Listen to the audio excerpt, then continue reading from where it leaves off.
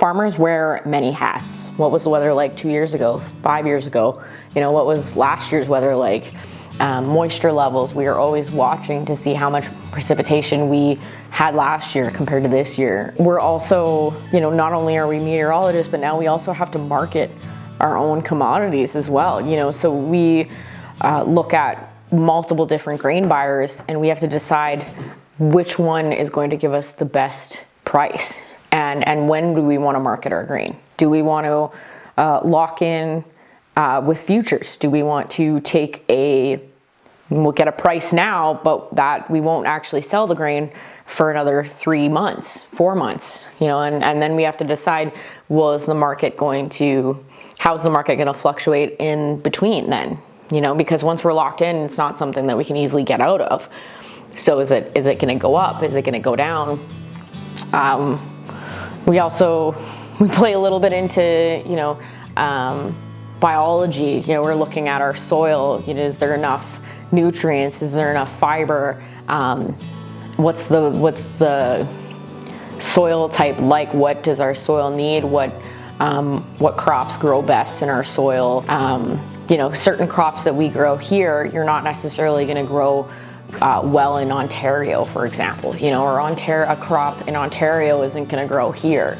And that's just understanding, again, the climate that we have in general, and then our soil types as well go a long way. We're also kind of hedging on our income and expenses. We're always keeping an eye on that, because if we make too much on paper, we are going to get taxed for that.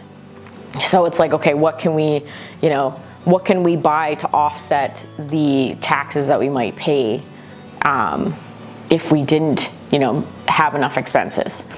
And not only that, but we also have a huge team of people behind us that are supporting us as farmers. So we have our grain buyers, we have our agricultural reps, whether that be your equipment reps, dealers.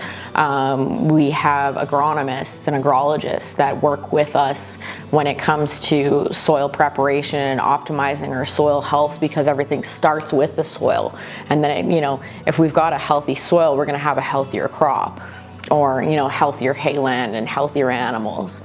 Then you're into the genetic side of things. So you're breeding for an all-around better animal, or depending on what type of animal and what type of characteristics you want, you're going to be looking into the genetics of a new herd sire. So for us, we want taller animals, but we still want to maintain good beef production. So those are things we are going to be looking for, whereas a farmer down the road might be looking for a higher milk production, or shorter cows, so on and so forth. It's all, different. But we do wear tons of hats depending on the type of farm as well.